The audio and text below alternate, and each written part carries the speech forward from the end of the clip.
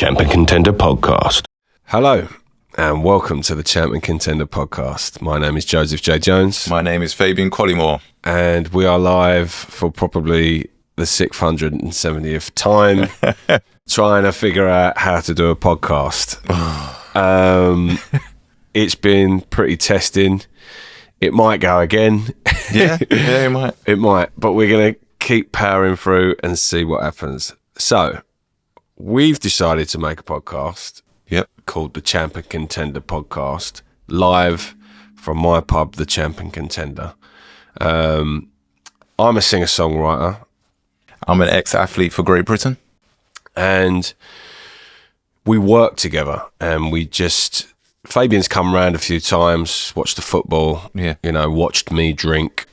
He doesn't drink much, but he's just said that basically you've got a really cool pad to do a podcast in, and he's got experience in doing such things. So we decided to do one. Yep. And I guess we're going to interview each other, right? Yeah, today we will. We will do it. But before we do that, the idea of the podcast is that we get, musicians, sportsmen, entertainers, people who have got an interesting story on the show. Sportswomen too. Sportswomen, yes. Sports days, sports thems, however you want to go. Yeah. But yeah, the Champ and Contender is the idea that people that have made it, telling their stories, and people that are on the up and the rise. So, on that note, Fabian. Yeah.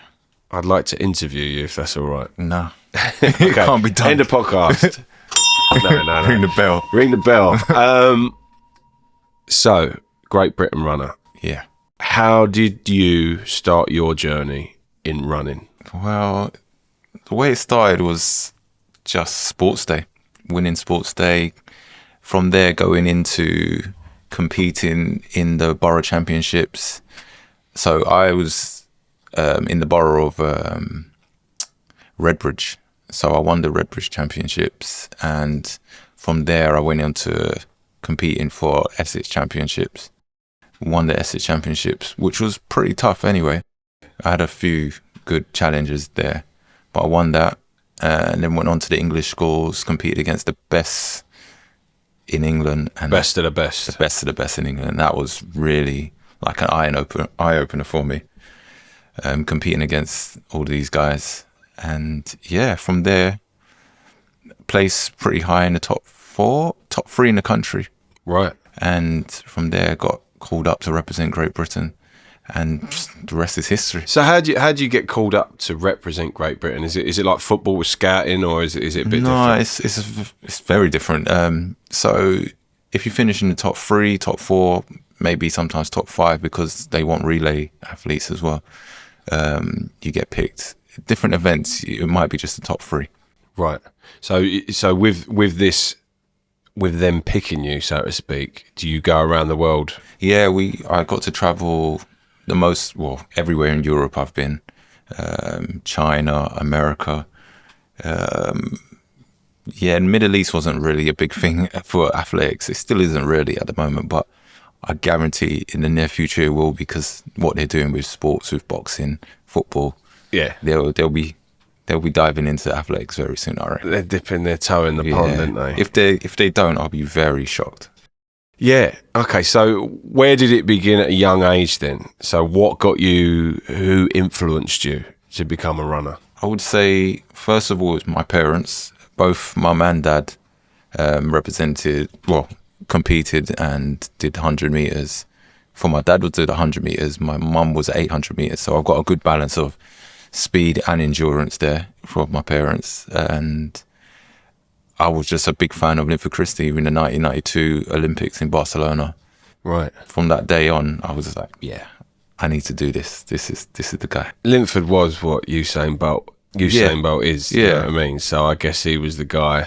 Yeah, he was the guy when I was growing up in my... Well, in mine as well. Oh, yeah. Yeah. Linford, it'd be the same, wouldn't it? Faster than Linford Christie. But it is like, it's Usain Bolt now, I guess. But yeah, for now, like, kids will be like, I'm faster than Usain Bolt. I'll beat you. I'm better than... I'm fast like Usain Bolt. Yeah. Whereas exactly. Back then, it was like, I'm fast like Linford Christie. So have you ever met Linford Christie? Yeah. I met him. It was funny story. I was competing at a competition and he was standing behind my blocks looking at like the way that I run and everything, and he was like, he felt like this guy's got potential, he's really good. I ran off, I done my run, I walked back and he said, look, let me see your spikes. And he looked at the spikes and he just bent them a bit and he said, they're really soft. And he was then training Darren Campbell. Right. And yeah, he told Darren Campbell to go to the car and get him a pair of spikes. So I was like, he's going to get me a pair of spikes. I was like completely shocked. Gassed. So yeah, I was super gassed. Yeah. So he bought me a pair of spikes, pair of Reebok ones. He probably don't even remember, but I remember. Yeah. He bought me the spikes and yeah, I tried them on in the competition, won the competition. I think I was going to win it anyway, but still it was like that moment where Linford Christie, my idol as a kid, just gave me a pair of spikes. It was like, wow. It gave you the magic shoes that made you win. Yeah. Oh, wicked. Well, you know, like people that meet their heroes sometimes, they say don't meet your heroes, they right? do. But he was cool. Yeah, he was more than cool. And even to this day, I'll probably go up to him and speak to him and tell him a story like that. And he'd be like, I don't remember that, but yeah. But that's what makes the man, right? Like, you know, your heroes or whatever, they're humble. Yeah, very humble. It's a nice little measure to the person, isn't it? You know. Okay, so you're going around the world, you're running. Yeah. Do you earn money from doing that? Well, you do, but you have to get to a certain level. Right. So there is a level where you run below 10.5 and you 10.5 for the 100 meters and 21.5 for the 200 meters. And meet promoters will allow you to come to the competition to compete. But if you really want to make money competing in the European circuit, you need to be running a little bit faster than that. Right. Yeah, you can earn money like Monday, Wednesday, Friday competing throughout the whole summer. So what were you running then? I was running twice a week just to make ends meet. But in terms of your time? Yeah, I was running like 20.89 and 10.42. It was average times. Yeah. But it was good enough to make a living on the circuit. Wicked. So you're doing something that you love and you're earning money from it. Yeah. Right, in terms of, and it's, I guess, you know, like as a singer, I'm singing for my supper. Yeah. You're literally running for your dinner it's as well. Exactly the same. Yeah. Exactly the same.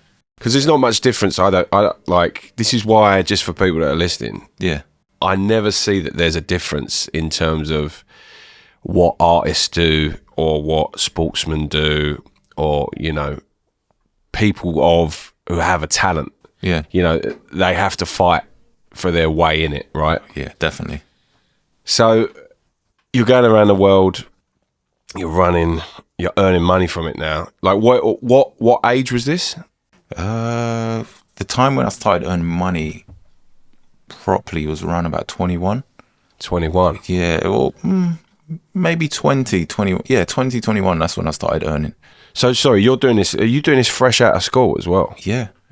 Wow. So it was like, what, so you're out of school at 16, so good 5-6 years on from that, you're training to be the peak that you are. Is 21 like a peak age of like how fast you are? Are you not physically? I don't think you're developed at that age. You're not. Some people may say they are. There is some athletes that were developed, but there's even athletes now that are running ridiculously fast times that are still only 21, and you think the potential is through the roof for these guys. But yeah. Hold on. My dog's trying to interrupt the podcast. You're 21 years of age. Yeah. And you're competing against the best in the world? Yeah. So where was your defining race? What was your defining race where people have gone, right, here's Fabian Collymore. He's going to run for Great Britain now. You know, he's part of the team. Like, what was that race? Who was it against? Oh, I can't really. In your head. In my head, my favourite race was, I think it was because I was racing against a legend that I watched as a kid. That was Frankie Fredericks, and that was in Ireland. I raced against him, and that, for me, will always stand out to be my favourite race. I didn't beat him, even though it was the end of his career and it was like the peak of my career, but it was just like an honor to be on the same track as a legend for me. Didn't run that great. He didn't run that great, but it was just, like I said, an honor to be competing on the same track as. Did you beat him? No. You didn't? No. No. So where did you come in that race? I came second to him. Oh, okay. But it was just a fact of, wow, I've entered. Yeah, You know. I'm there. Okay. It's like yourself Yeah. singing with one of your idols. Yeah. You would feel like, yeah. It's a thing though, isn't it? Like, because I've had scenarios on stage where people that like are above you or quotation marks have made it or whatever. Yeah. But I was always like, I get on the stage and be like, I can out-sing you. Yeah. You know what I mean? Like, See, I can do you. I I'll think wipe the floor with you. I think I was a bit young to think like that. Yeah. Now my personality will be like, it's time to go and beat Frankie. Yeah. But I wish I had that mentality at that point to say, I'm gonna go and take him out. I'm gonna have his scalp.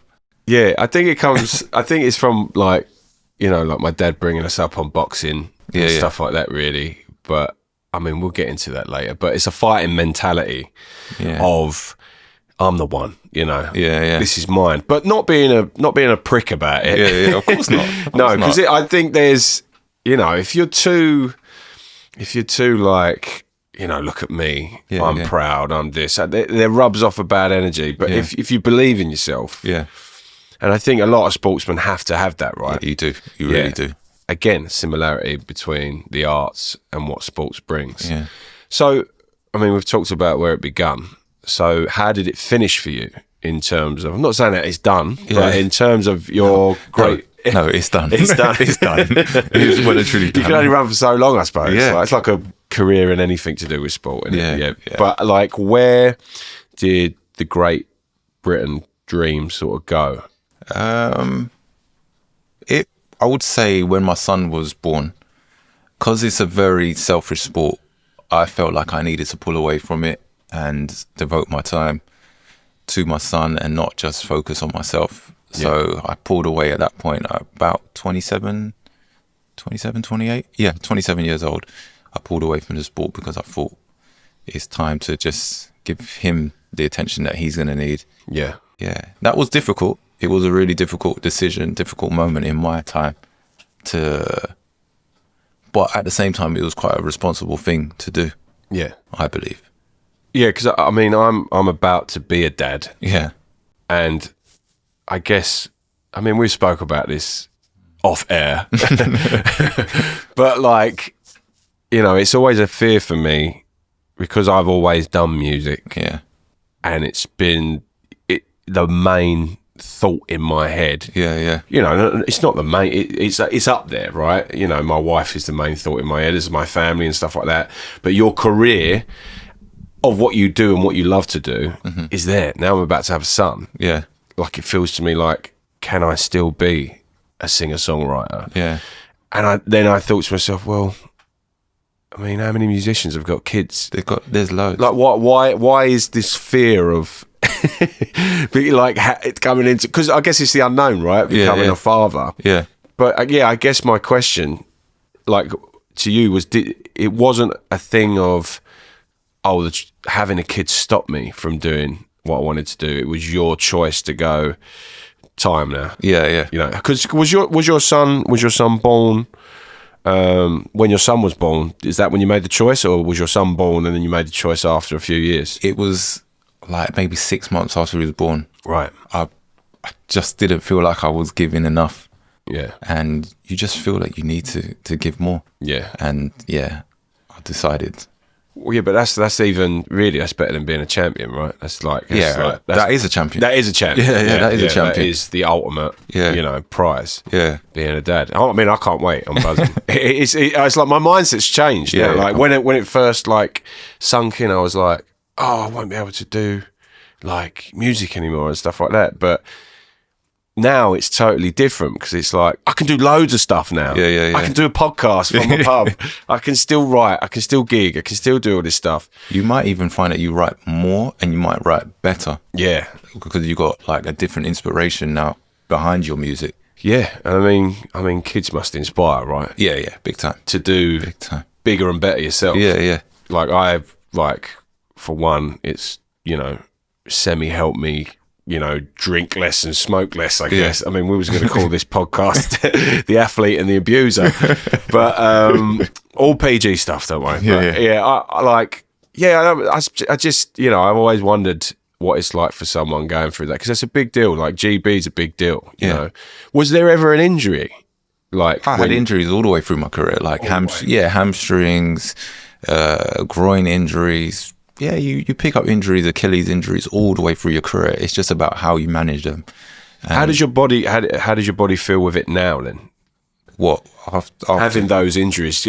Can you feel the niggles and stuff like that? I can feel the niggles in the hamstrings. Like I couldn't just go and someone call me out on the street and say let's have a race, because you used to be that guy. No, thank you. No. I need to limber up. I need to have a good warm up, just like I did when I was competing, but now even more so. Yeah. Well, we run a 10K together, right? Yeah. So I was surprised, like, because I was like, yeah, let's do 10K, and you was like, let's do 5K. Yeah. And then I was like, you're a runner though. It's like, yeah, but it's not. That's 100 meters, right? To do something that's long distance. Yeah. I guess is it similar to a footballer that's only get brought on for 5 minutes as opposed to playing 90 minutes and getting an injury? Yeah, it's a big difference. Yeah. Like, competing in 100 meters and training for the 100 meters, we don't run more than 300 meters in training. Right. The most, you might get a 350 or 450 meters, sorry, in training, but in terms of kilometers, I've never seen a kilometer in my career. Really? Yeah, it's only now that I start dabbling in doing 10Ks, 5Ks. But even then, I don't fancy it. I'm not a fan of it. It's being a Sonic, innit? It's a Sonic edge. I just want the speed. Yeah, I just want to be start, finish, done. Whereas a 10K is like start. I don't get I find running so boring.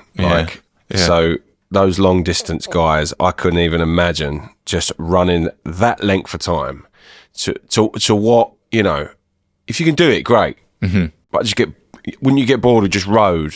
I would. Road. Even somehow put a playlist in, put a podcast in or whatever. Yeah. Still, it's just, I can't be bothered. I think it does excel something though, like if music is pumping and whatever. Yeah.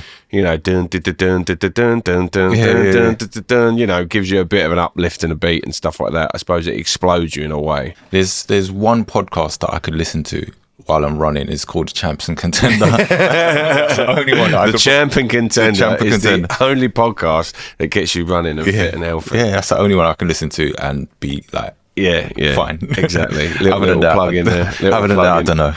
No, exactly. Okay, so I guess that's Fabian Collymore. Yeah, that's me in a nutshell. Yeah, so do you do anything else other than running? Animation. Yeah, I've got an animation company. Okay. And yeah, we're in the process of writing some more shows for the future. Okay, wicked. So, like animation, cartoons, yeah, adverts, lots of different things for people. Podcast intros. Yeah, and I just found out like today, like you said, I'm doing a DJing class and stuff like that with kids at school. I was I didn't even know you did DJing and things like that. It's like jack of all trades. Yeah. Well, Fabian Collymore, runner, entrepreneur in animation. yeah. And you now. Okay. Where did it all start for you? 1962. No, where did it all start for me? I started singing in school, and it was just fell out of me. Really, I wasn't academic. I wasn't very good at sport. I was quite a big kid. But then when I sort of hit like 13. In the space of 6 months, my voice had broke. Okay. Lost a ton of weight, got taller, and it was weird because my granddad was a jazz musician, and he played guitar. I didn't know this. Yeah. He was a jazz musician, and he played guitar. Yeah. And he toured all over. He did some sessions for the BBC and things like that. Okay. And just an amazing jazz guitarist. And he died about a year before I even considered doing music. Okay. And what was weird about it was the sort of music I was doing was the music he was playing all those years ago. So I was singing jazz, and I was, you know, singing swing, and, you know, like it was Sinatra, it was Bobby Darin, it was Tony Bennett, you know, Sammy Davis Jr. It was all them old cats. Mm-hmm. And I loved, like, I hated music before I started from the very beginning of music. You know, not the beginning is classical music, but jazz is very early on for a 13-year-old. Very. 2003 to get going with. And it was weird. I started singing and I was messing around in a class and I was singing like, come fly with me, let's fly away. It was just singing like that. And then I'll never forget, Miss Migliorini was like, what? You can sing? And I was like, well, I try, you know, like whatever. She got me up in front of the whole class. Yeah. And it was either like, be strong or be wrong. So I was like, okay, I'm going to be strong and I'm going to sing in front of everyone. I thought everyone's going to take the absolute mick out of me. Yeah.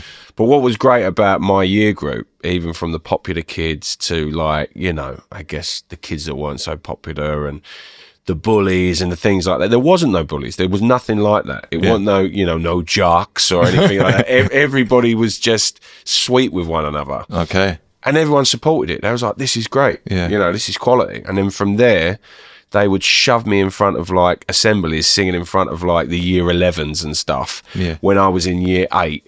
And that was like a real... Because I haven't got an older brother or a sister or nothing like that. Yeah. I am the eldest. Okay. Singing in front of those guys was a real moment of, like, I'm going to get bullied for the rest of my life. You know, I'm a young kid singing Frank Sinatra songs. But they all stood up and clapped. Wow. So it was like a real, like, I must be good. Yeah. I must be all right. And then when you hear yourself all them years later on recordings and you sound like an absolute idiot. But, you know, my voice got better. And, yeah, it started in school.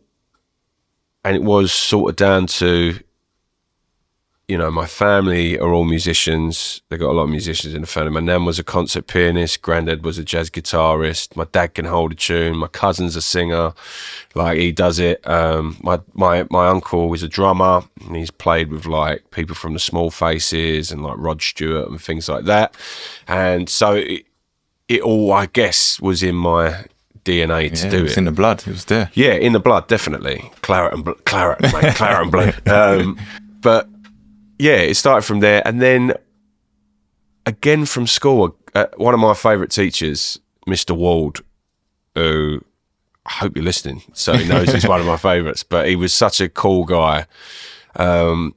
He was half Japanese, and I believe his family were from, like, his dad's side were from Yorkshire. Okay. And he was just this real influence, and he loved multiculturalism and stuff like that. And he was a media teacher, and he was my media teacher as well. And I got an A star in media, so I'm really pleased about that. But probably because, you know, we had a, you know, all right, mate, yeah, we had this connection. But he showed me, like, some singers that his sister-in-law, I believe it was, had signed, and they were, like, sort of up-and-coming singers. And he was like, do you want to meet her? Because I think you've got, like, talent.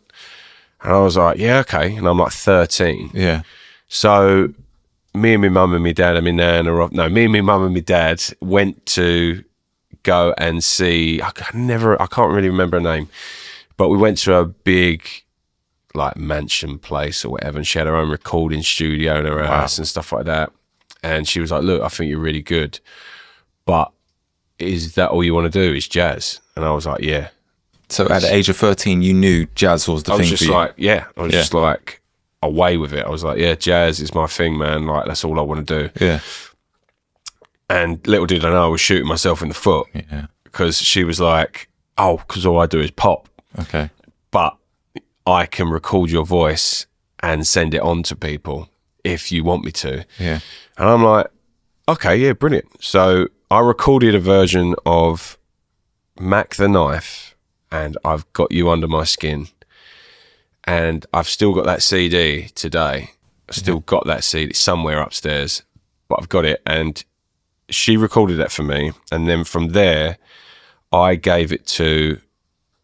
Well, I didn't give it. These two guys found it, who ended up being my managers. Yeah. And then I was literally at the age of 14 now, playing with the top jazz musicians, like of Ronnie Scott's and like, you know, Pizza Express, Dean Street and things like that. Like these guys were the nuts. And I couldn't believe, like my mum and nan, like who were massive jazz fans, they were like, how? Like, the boy's 14. Yeah, at the age of 14, you was singing in Ronnie Scott's. Yeah. So I'd say, age of 15, I was singing in Ronnie Scott's, but I was playing with the musicians, and then I started to gig around.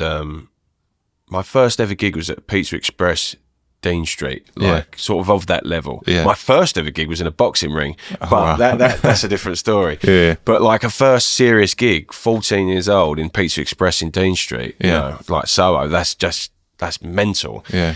And playing with this trio of like amazing musicians who, honestly, they played with everyone from like Amy Winehouse to Tony Bennett to all these guys and gals. Yeah. And I never quite could absorb it, because it was just so like, you know, I was 14. You don't care for it. You got no fear. Just get on with it. And then from there, it was like Sony.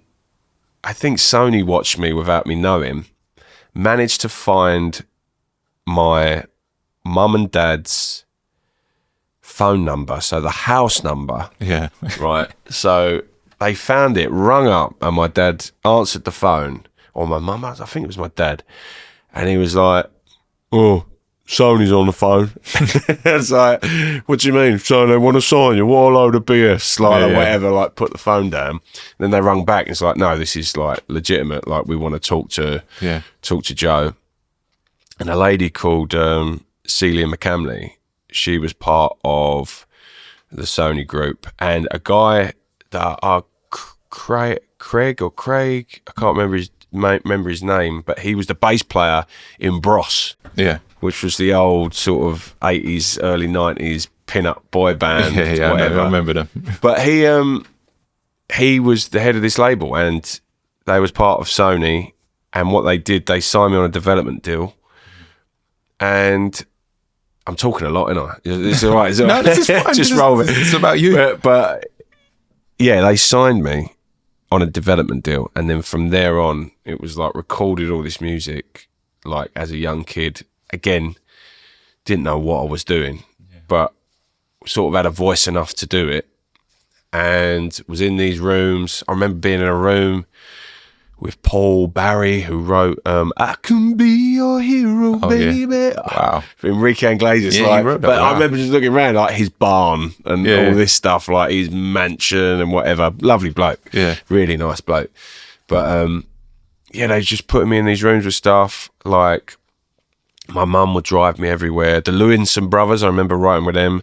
So they're like a part of Simply Red, Mick Hucknall's thing. Yeah. And I was like, oh, my mum come and sat down and was like, oh, do you guys play in a band? It was like, yeah.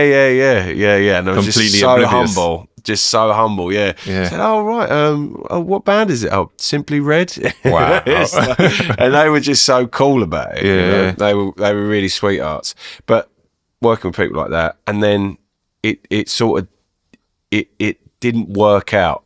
I remember, because I was so young, like they were calling me like the Wayne Rooney of jazz and things like this. Wow. And that was at the time where Wayne Rooney was obviously at Everton, coming through England, doing stuff.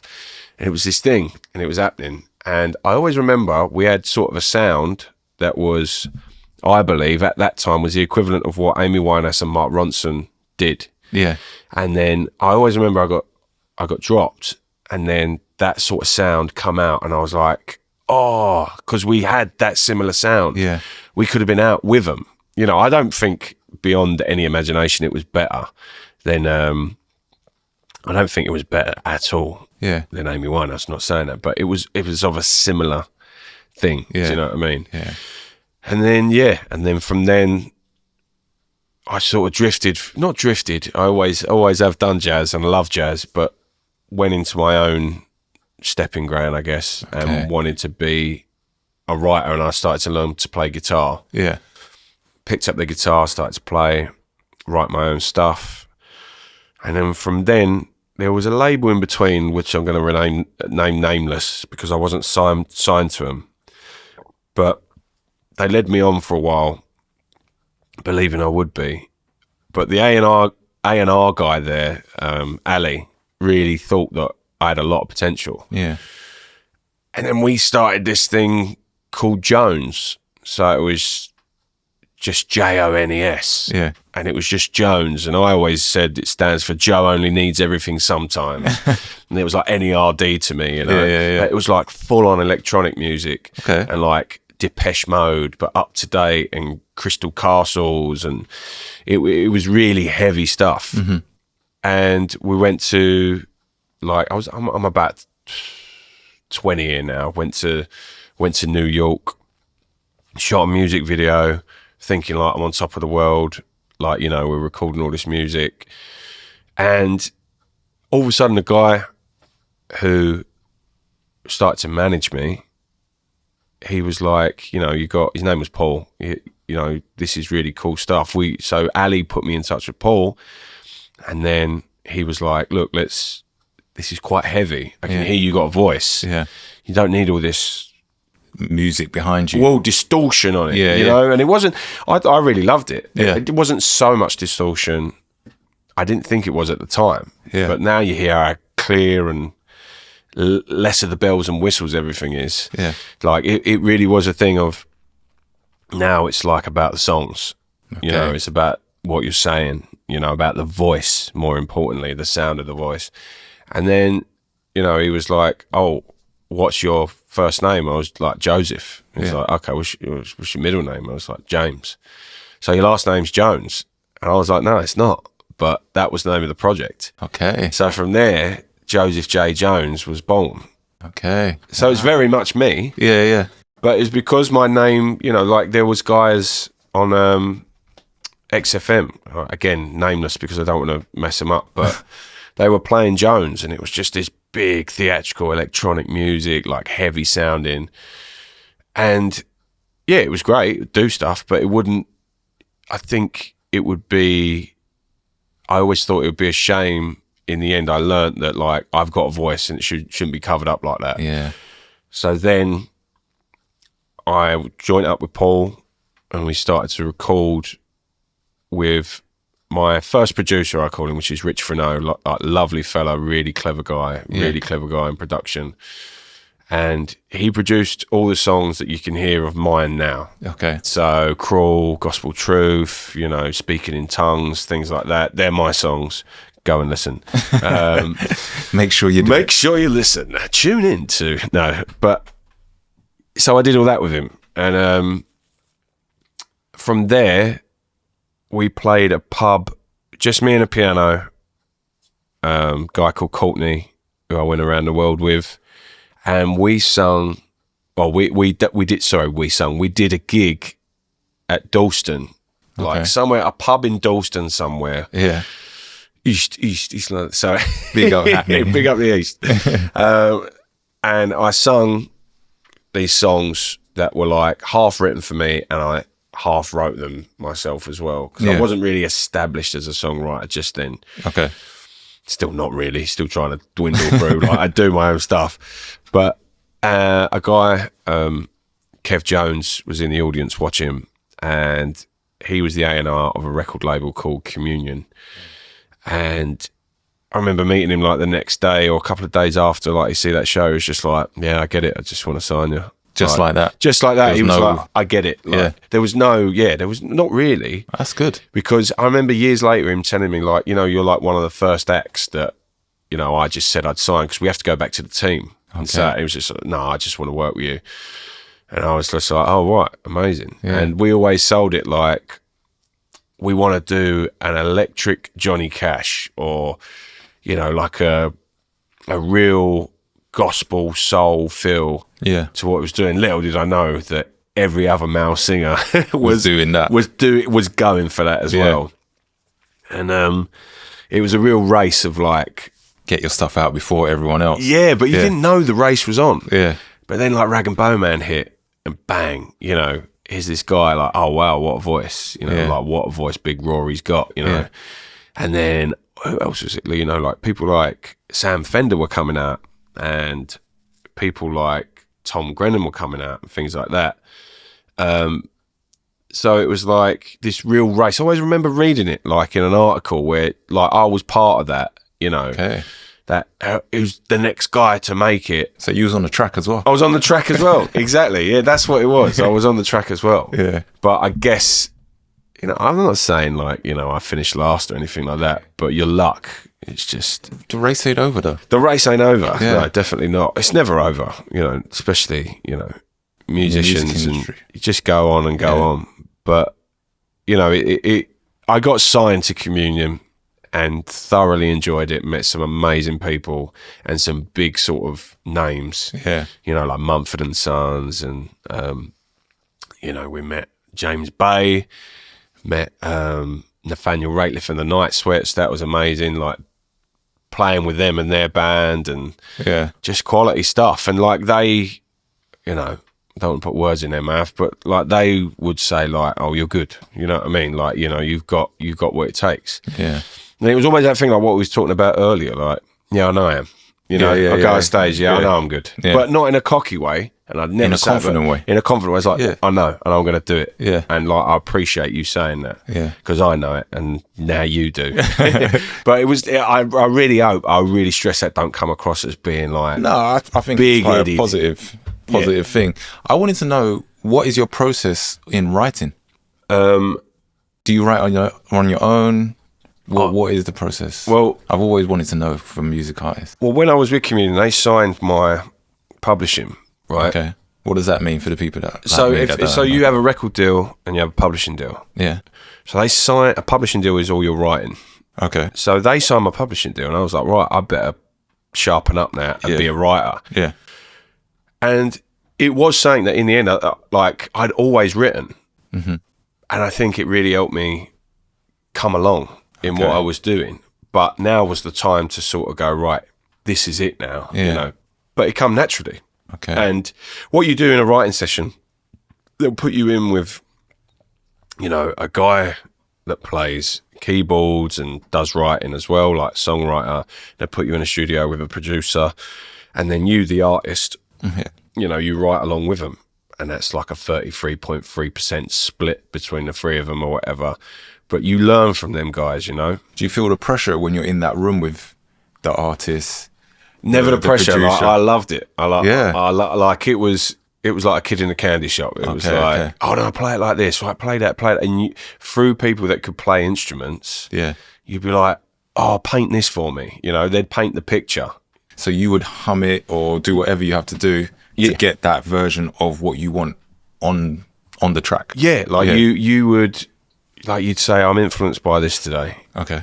Or I love this artist. I love this song. I love these lyrics. Mm-hmm. You know, you could have like The Streets, and then you could have Chet Baker, but you want to emerge them, and then you create something bonkers, but from all these influences, and then it could end up being like great. You know, you just never know what you're going to get. But I'd say the process is very much, you know, start off with a track, like lay down some chords, and then I'll hum a melody, and then lyrics to me have to be really thought out. Yeah. Like my writing now to what my writing was under Communion, like I feel is tenfold better now. Yeah. And I'll be releasing new stuff soon, like of, you know, pretty next month is soon. Yeah. And I haven't released anything in about 5 years. Okay. So it was because it was a lot of stuff had gone on family wise and things like that. And it was just about being around. And I mean, I was in the industry from like 14 years old to 28. Okay.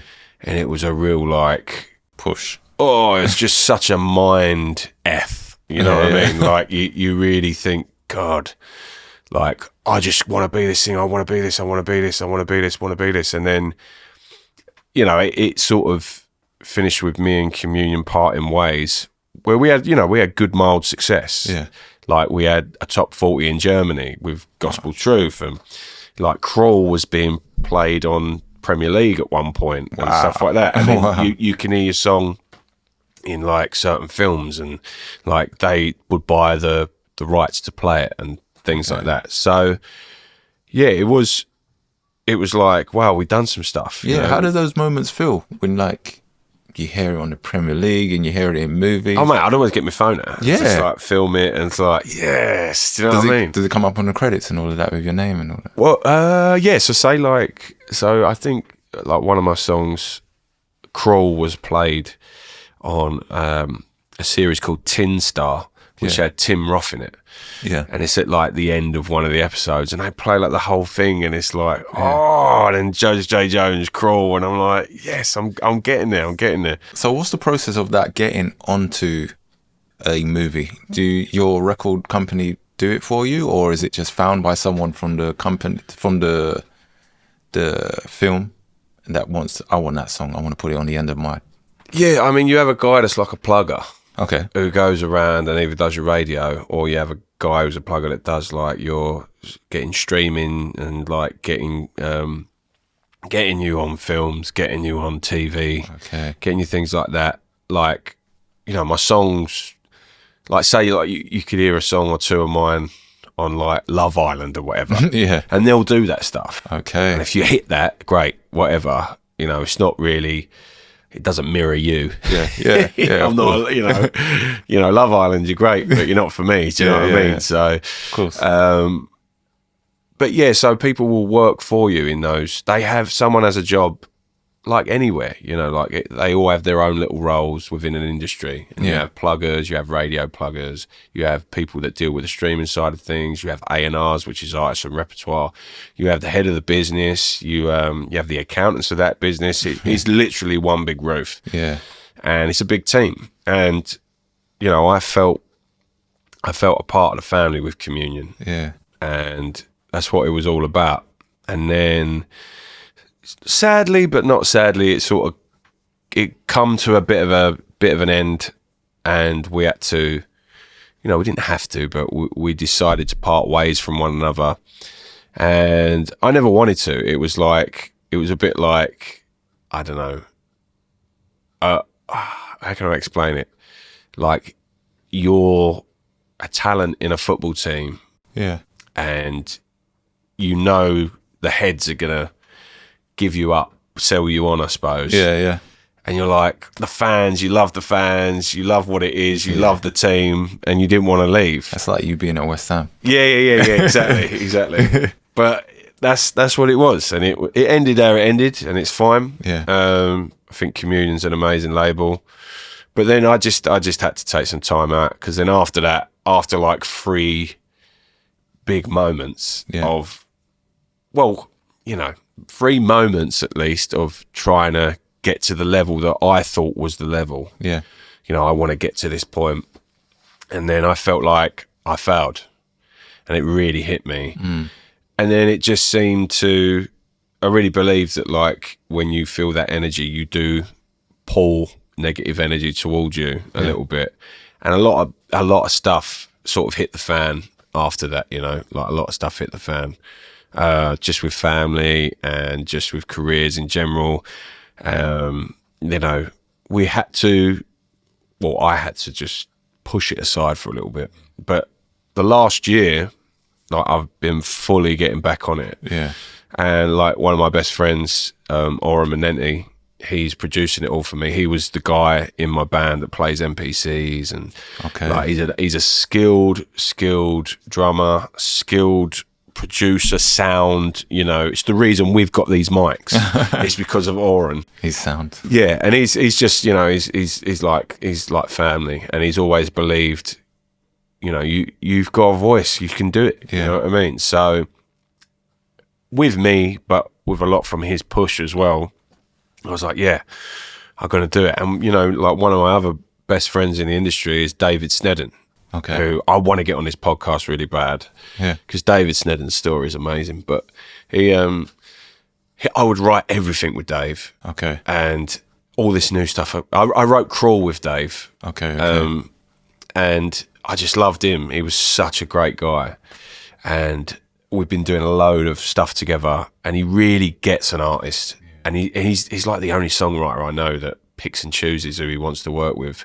He's like, I feel like if he doesn't get it, then it's not for him. Even if he was to go like, there's £1 million, well, maybe, I don't know. Who does he work with at the moment? Other than himself? He's working with Rag and Bone Man. Yeah. He done stuff with Louis Tomlinson, Lewis Capaldi. He wrote National Anthem with Lana Del Rey. Okay. So he saw that there was talent there and brought them sort of people through, you know. Yeah. But yeah, this is all very me at the moment. But what's his process like for writing? Is it similar to yours? You work. Yeah, do you know what? He's the easiest guy I've ever written with. Yeah, and like we are pretty connected in terms of when we sit at a piano, I'll hum or say a lyric and that, and he's like, yeah, that's it. That's it. It's like, and we just roll with it. Okay, He's Scottish, by the way, not German. But we'll roll with it, and we write some great stuff. So all the stuff that's coming out soon is a product of me working with two guys that believe in me, and have pushed me to go and do it again, and like I'm doing it, you know, for me as well. But you know, we've written some great stuff and going to be releasing it, and I don't really care how it does. I just want it out there, you know. Like I'm glad it's done, like, and I'm glad to push it out there and get going with it again. Okay, it's brilliant. I'm looking forward to it. Yeah. How do you see the music industry at the moment compared to when you've left it 5 years ago? The streaming side of it, the A&Rs, the executive development. I think for this one, I'm going to get a beer. But I think that the industry isn't as needed anymore as you might think. Yeah. As a lot of people think. And I still think the idea is what I thought. For young people coming through, I think the idea of being signed is this spectacular thing, right? Where you get, you know, money on, you get to live as a musician. I never wanted, you know, it wasn't about the riches for me. It was just living as a musician. Yeah. So to be signed, someone paying for all your music to be recorded, someone paying for you to go around the world, like that's what people think it is now, but it isn't. You literally do everything yourself. So this is what you can do everything yourself. People still get signed, but So if you was to advise a young 18-year-old, maybe even 16-year-old coming up in the industry, what would you tell them to do? I'd say gig. Yep. Like your life depends on it. Okay. Like know who you are as an artist. Yeah. Pigeonhole yourself. Really? Pigeonhole yourself. That's one of the things that completely like went against me, I think, as an artist, because I could do so many things. Okay. And then in the end, it confuses people as to what you are. Mm-hmm. So go for what you want to go for. If you're a rock singer, be a rock singer. Be the rock singer first and then cross over. Or like if you're, you know, if you're a jazz singer, be that jazz singer first and cross over to it in, you know, jazz pop or whatever. Yeah. I just think know who you are. That's one of the most important things. Do you think people come into the industry trying to be what's popular and easy to make money in, and then going back to what they actually prefer to be? Yeah, I think it's like when you see the first coat in a shop, right? Yeah. You try it on, this is a nice one, but I'll look around or whatever, and I'll see what else gives. But you always go back to that first coat. Yeah. So yeah, I think that it is like trust your gut. Yeah. Like really trust your gut, and just know that you can do a lot of it yourself.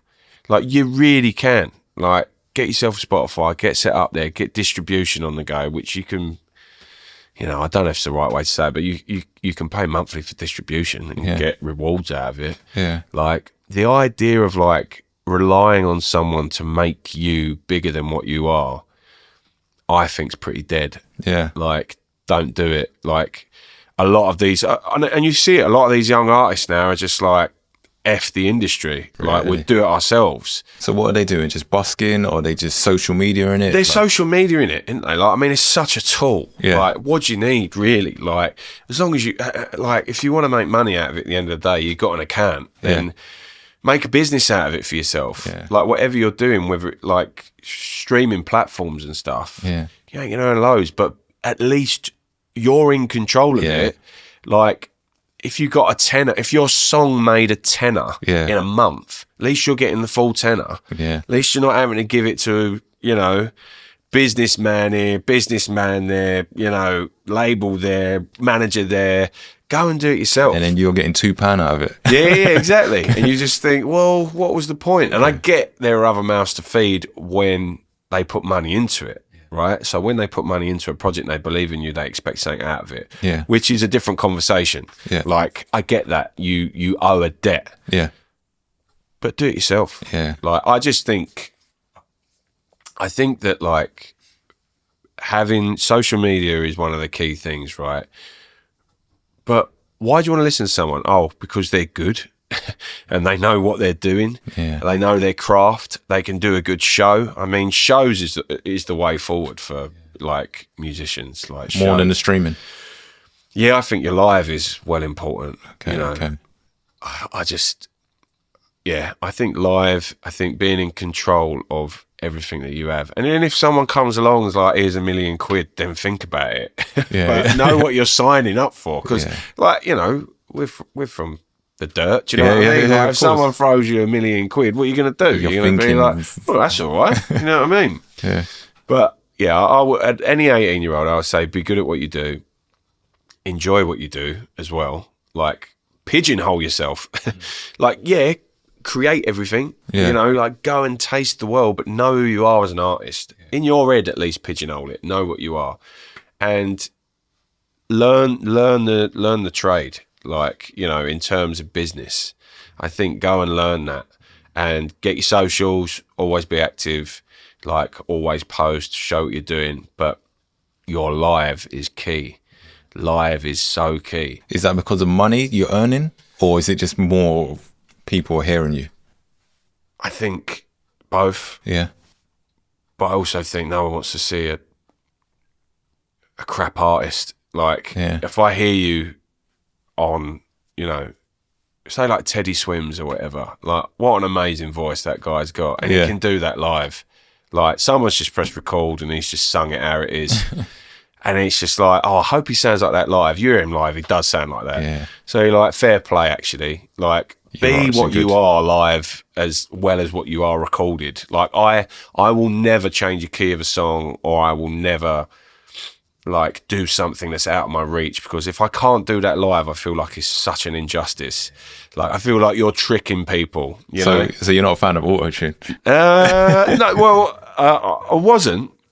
But when you got people like, you know, Kanye, and like when he was doing his thing and whatever, and turned it into an instrument almost, it becomes like a different, like, I don't know, it becomes more like an artistic license to do things like that. Do you know what I mean?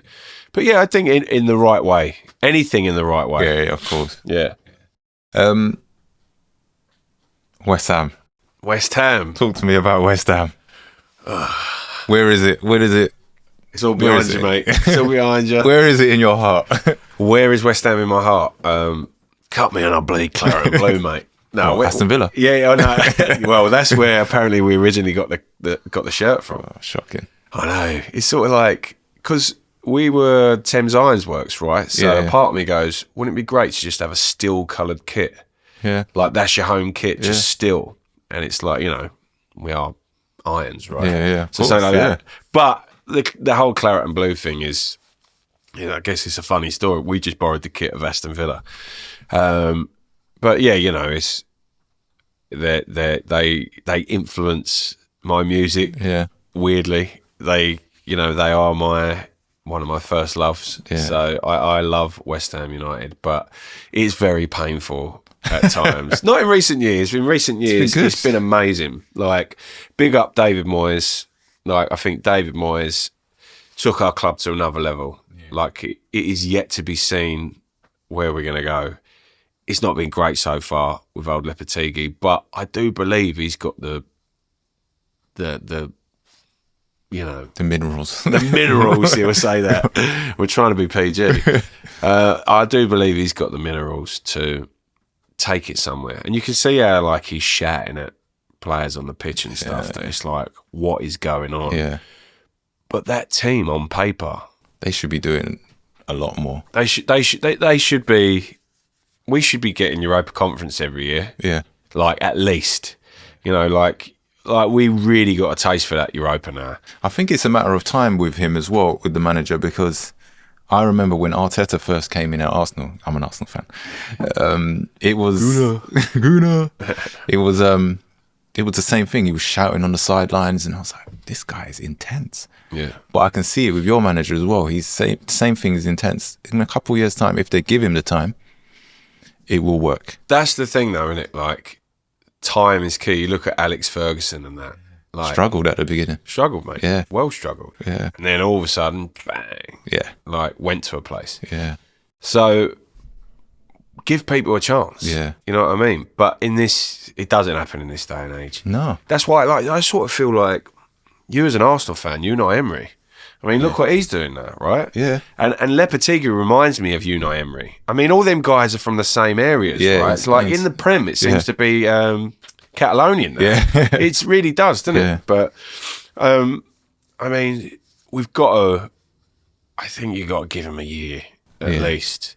I mean, if we're fighting relegation battle, then Jesus, like, with that money we've just spent, and that team, I'm sorry, but, like, that team should be getting Europa football. Yeah, definitely. But you got lights of Brighton, Aston Villa now. Yeah. You know, you'll have a team this season that will take over from another one. Newcastle, the other one, right? Yeah. So, you know, you got to be in it from the start, I think. You got to just keep going and building. But where do you think Arsenal are going to win the league? yeah, I think we'll do it. I actually genuinely think we'll do it this season. Okay. I've said it for the last 2 seasons as well previously, but this one I actually do believe. I hope this episode gets aired once we've won it. Yeah, we'll hold into it. No. Do you feel I always feel like Pep has done everything and he's like stretching it out as long as he can. Do you feel like you've got to win while Pep is in the league? Yeah, we have to. Right. We have to win. Why? Because fans like you, you'll be like, oh, you only won it because Pep's not here no more. We're going to get it this season anyway. Yeah. You only won it because Rodri's injured, this, that and the other. I want Arsenal to win it while Pep's here, while he's got 90% of his team.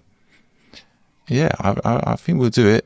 And I think we'll do it this season while Pep is there. And if we do win it the season after, when he's gone or if he goes, I'll be disappointed. Yeah. Okay. I'll be happy to win it, but I'll be disappointed. Happy to win it, yeah, because it will be this mar over the cloud over the Arsenal fans' heads and stuff like that. Talk to me about, like, as a West Ham fan, I always get the impression that Arsenal fans are quite entitled. But, like, my mates, a lot of them are Arsenal fans. Yeah. You know, you're an Arsenal fan, you're a mate, and, like, I've got a lot of friends who are Arsenal fans, and they talk a lot of sense. But why... there's this stigma attached to your fan base. Yeah. Why? I don't think it's... If you go and speak to the average Joe, not you, average Joe in a pub, that's an Arsenal fan, you'll get a good conversation out of them. But I believe there's a YouTube channel that will remain nameless. That is really... don't get me wrong, I watch that channel. Yeah. But I don't take everything as that's an Arsenal fan. That's the way all Arsenal fans think. Yeah. It's a good channel. I like it. I'm not obsessed by it, but I watch it and I listen to it. I listen to opinions and I think, that's good. I don't know what you're talking about. Yeah. But I think that is the generalization of Is that a word? Generalisation? Generalisation, yeah. Of what people think of Arsenal fans. You might get a guy called Yeah. this one or that one, and people think every Arsenal fan's like that, which we're not. Yeah. No, I get it. I get it. I've never watched West Ham's channel. We're all right. Everyone's pretty safe. Yeah. Whatever. I'm going to watch it just to see if you're actually telling the truth. We've got people like Steve-O the Madman as well, who's pretty funny. Steve-O, yeah. I watch a few channels that he's on, actually. Yeah, he's sound. It's good. But, I still don't want Arsenal to win the league. Why, though? I don't get why. Why would you rather a club... Oh, yeah, a London club. You don't want London club. You don't want a London club. See, that's even with that. That's like you don't consider my club a London club. I do. No, I know, but not within a rivalry of a London club. Like, I guess we're not. But it's like you go Tottenham. You beat us last season once. That was enough for us to lose a title. Yeah. You're a rival. We beat you twice, though, didn't we? Yeah, in the cup. Right. I was there. I was at that game. But then you thrashed us. Absolutely thrashed us. When Rice scored. Yeah. I'm glad he didn't celebrate. No, he's respectful. Rice is hanging up behind you still. Like, Rice is... Well, he's got 2 pictures in here, Rice. I think that lad's going to be England captain. But stop putting him in, like, tissue woven into his, like... blazer and stuff. Like, what is that? Oh, when you're doing the catwalk and whatever, it's like, mate, the East London has dripped out of you, boy. No, he's just got to do it, innit? We love him anyway. Like, I can see Declan when you're done with him. Yeah, he comes back. I think he comes back. I think, for one, I don't think he wants to move out of London. So what about this? We get a picture of Declan Rice in here with the Arsenal kit on. Until he goes back to West Ham. Well, you can every time I do his podcast, but I'm definitely chucking it out. Come on, man, you've got to put it up at least. No, you can have something of Arsenal in here. You can have a scarf or something. I ain't putting Declan Rice in an Arsenal. Why not? It's sacrilegious. Come on, man. No way. He had his time. Listen, I think we've had our time as well. Yeah. Listen, it's been good to chat to you. Been good. I hope, man. I hope you guys enjoyed listening to us chat nonsense and interview each other. There's going to be more nonsense talk between us. There is, and we got some amazing people coming up. I won't name any yet, but we've got some good people. Musicians, sportsmen and women. Yep. Entertainers. We've even got YouTubers coming on. Yeah. We've got, people with life stories coming on as well. Like I like the idea of not having someone who is has done something, or if you just got a good story, just come on. Yeah. But anyway, the bar's shut, time's up, and that's me and Fabian over and out. Over and out. Bye. Peace. Bye. See you later.